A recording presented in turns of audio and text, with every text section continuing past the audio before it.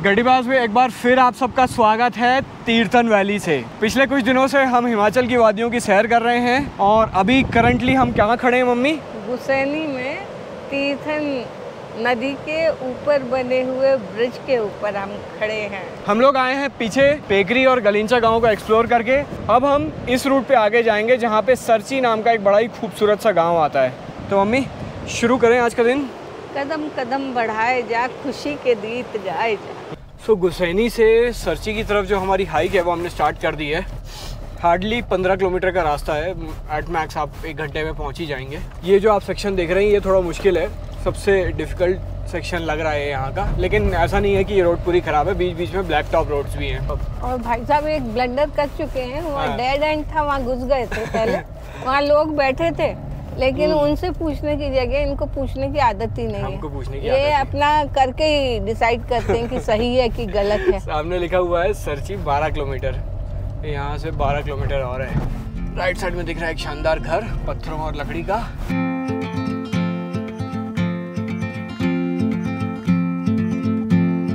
पीछे तो थोड़ा पथरीला रास्ता था यहाँ, लेकिन यहाँ अच्छा स्मूथ हो गया है और देवदार के पेड़ों के बीच से हम चले जा रहे हैं। लास्ट जुलाई जब हिमाचल में फ्लड्स आए थे तो ये जो सरची वाली रोड थी ये काफ़ी दिन बंद रही थी।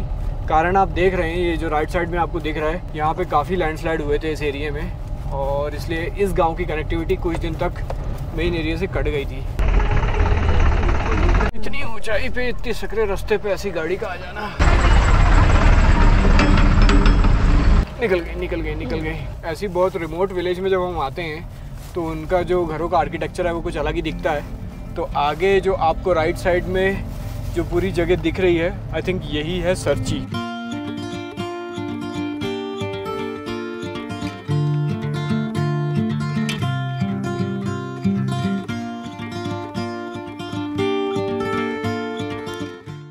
तो सरची तो हम लोग पहुंच चुके हैं। मेरे पीछे आप देख रहे हैं एक शानदार व्यू। ये है हमारा होम स्टे जिसमें हम लोग रुके हुए हैं, और ये हैं दिनेश जी। हेलो। ये हैं होम स्टे के ओनर। ये बता रहे हैं कि आज यहाँ पे कुछ रिलीजियस फेस्टिवल है। यहाँ पे एक हमारे दूसरे गांव से एक देवता है ना सर। हाँ। और यहाँ पे एक फेस्टिवल है। हाँ। और हम आप लोग को वहाँ पे खाने के लिए कुछ ले जाएंगे, कुछ अच्छा लोकल ट्रेडिशनल आपको खिलाएंगे। तो पहले अपन चल के वहाँ पे देखते हैं कि इनका ये कैसे ये देवता आते हैं, ये पूरी चीज़ जो कैसे होती है। उसके बाद आके मैं आपको अपना होम स्टे दिखाऊँगा।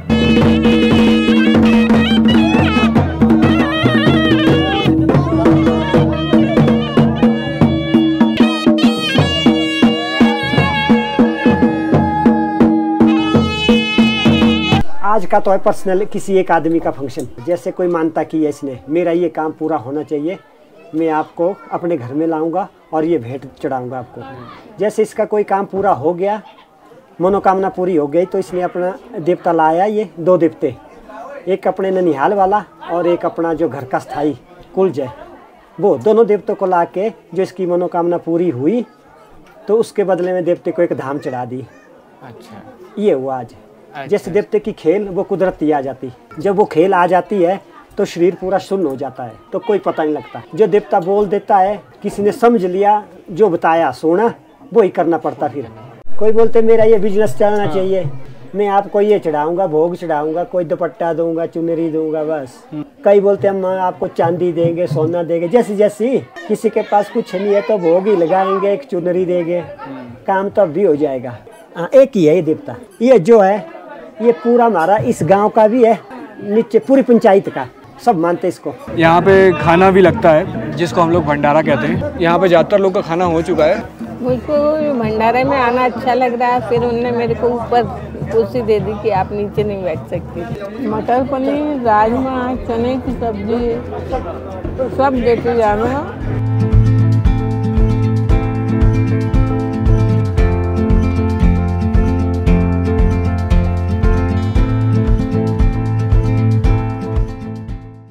तो खाना तो अपना भंडारे में हो गया है। अब ये है अपना होम स्टे।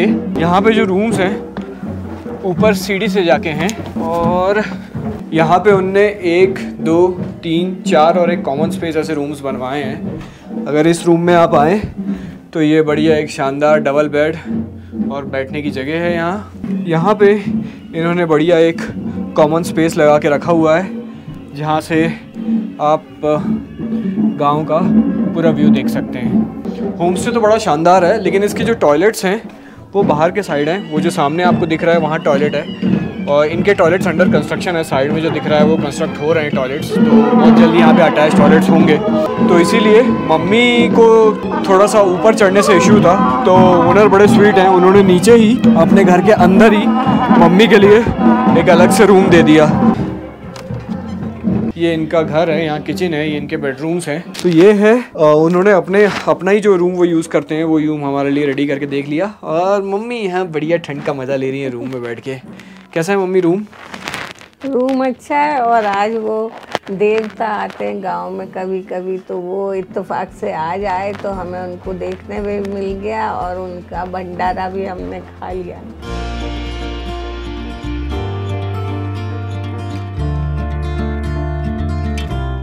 तो आज पूरे गांव में जो वो रिलीजियस फंक्शन था उस वजह से सब लोग थोड़े बिजी थे, इसलिए मैं आपको गांव नहीं दिखा पाया। गांव में आपको कल सुबह दिखाऊंगा। लेकिन आज हमारे लिए ये लग गया है खाना। ये है दाल, रोटी, सब्जी है, और साथ में ये देसी घी है। ये सब्जी किस चीज़ की है? ये भैया लिंगड़ की है। लिंगड़ जैसे मतलब? हमारे यहाँ पे नेचुरल एक उगती है सब्जी उगती है। अच्छा। उससे ऐसे लेडी फिंगर की तरह होती है। अच्छा। और उसके मतलब उसको कलेक्ट करके सब्जी बनाते हैं, और बहुत स्वादिष्ट सब्जी रहती है ये। नहीं, उसको लाएंगे, उसमें कुछ शेल्स होते हैं, उनको क्लीन करके बढ़िया धो के काट के इसको बना दो। तो घी और दाल वगैरह अलग अलग टाइप की तो बहुत खाई हुई है, लेकिन ये जो लिंगड़े की सब्जी है ये मैं पहली बार खा रहा हूँ। तो इसको ज़रा स्वाद लेके देखा जाए।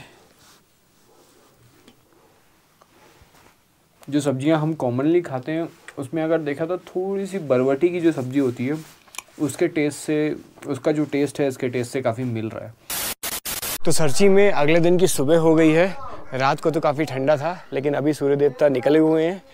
आसपास के पहाड़ों पे हम दूर दूर तक थोड़ा बर्फ़ स्नो देख सकते हैं, और हम लोग खड़े हुए हैं यहाँ के मंदिर के बिल्कुल सामने।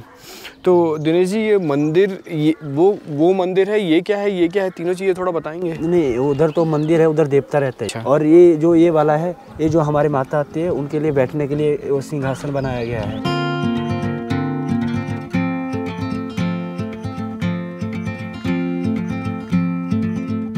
अच्छा। और ये अलग से मंदिर है जो ये पेड़ खड़ा करते हैं। एक मेला होता है हमारे यहाँ 17 अप्रैल को। हाँ। तो ये जो पेड़ है ये कहाँ से लाए? ये आपको ऊपर जंगल से, जो जंगल दिख रहा है ऊपर ना, वहाँ से बिल्कुल पूरा पेड़ उठा के लाते हैं। ये बीच से कहीं भी क्रैक नहीं होना चाहिए।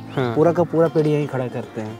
अच्छा, मतलब जड़ से पूरा लेके? नहीं, जड़ से नहीं, इसको काट के लाते हैं। मतलब जड़ समेत नहीं आता है। अच्छा। जड़ से थोड़ा सा काट के ऊपर से लाते हैं। फिर पूरी साल ये खड़ा रहेगा इधर, और जैसे ही 17 अप्रैल दूसरी साल आएगा उस टाइम इसको गिराएंगे और दूसरा नया खड़ा करेंगे।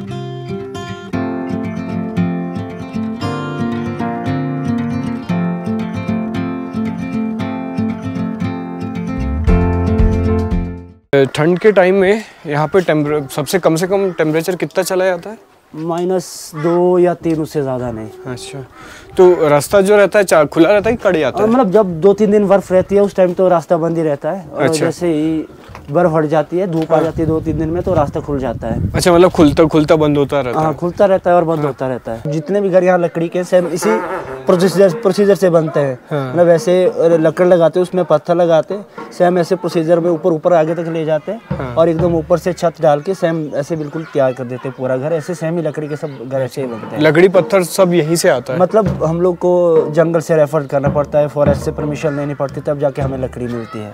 जब बर्फ गिरती है यहाँ पे तो कहीं घास नहीं मिलती है, कोई सफेद चादर बिछ जाती है, और इसीलिए हम लोग इसमें घास रखते हैं। घास मतलब घास के लिए स्पेशल बनाया होता है हम लोगों ने। ये एक्चुअली ये जो जगह है ये गांव का चौराहा है। यहाँ पे हर तरफ से रोड आती है, और गांव के जो बुजुर्ग होते हैं वो यहाँ बैठ के बढ़िया गप्पे मारना, आपस में बात करना, वही सब चलता है ना? हाँ जी सर।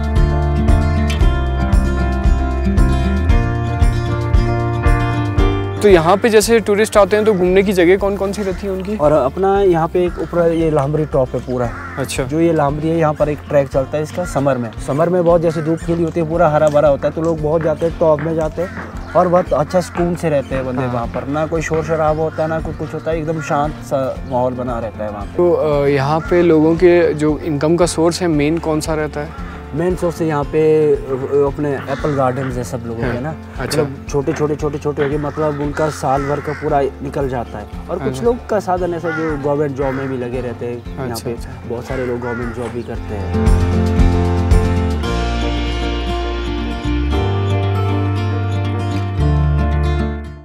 क्या नाम बताया था? लता। लता।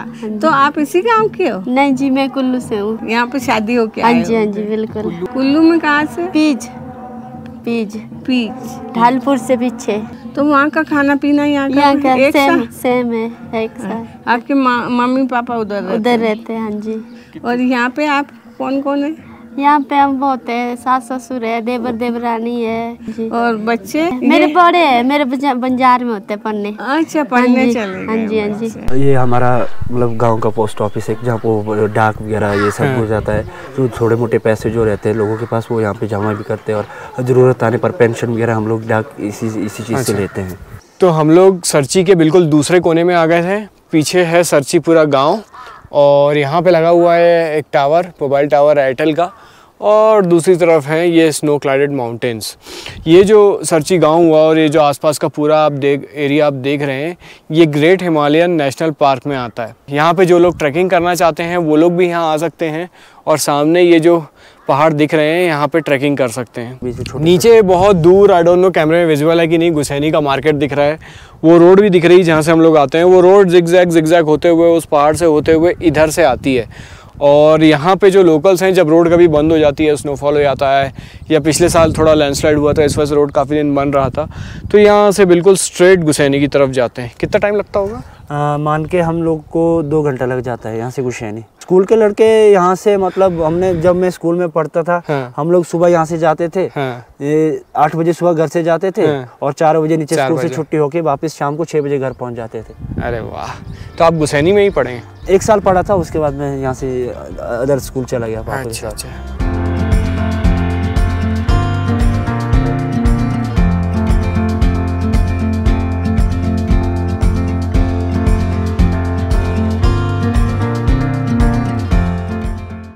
इसकी आबादी कितनी होगी और घर कितने? जैसे बोटिंग के हिसाब से माना जाएंगे तो सर, इस यहाँ पे 700 या 800 बोटिंग के हिसाब से होते हैं। और बाकी बच्चे वगैरह के साथ पूरा 1100-1200 के। और घर कितने? घर मान के चलो आप 60-70 तो पूरा जो मैंने आपको लकड़ी वाला बताया वैसे बने, और 10-12 ये अपना कंक्रीट वाले बने हुए हैं। और यहाँ पे जो भाषा है वो कौन सी बोली जाती है? हमारे यहाँ पे पहाड़ी लैंग्वेज चलती है। जो पहाड़ी, जो हम पहाड़ों में बोली जाती है, तो हम उसको पहाड़ी बोलते हैं। तो यहाँ पे और किन्नौर में अलग है क्या भाषा? नहीं, किन्नौर का अलग है। यहाँ पे पता क्या होता है सर, जैसे आप जाओगे यहाँ से, आप 20 किलोमीटर आगे जाओगे, मतलब भाषा तो सेम, ऐसे हम पहाड़ी बोलते हैं, सब लोग पहाड़ी बोलते हैं, तो थोड़ा सा चेंजिंग हो जाता है उस भाषा में, मतलब थोड़ा सा अलग होता है, बाकी तो सेम ही रहती है।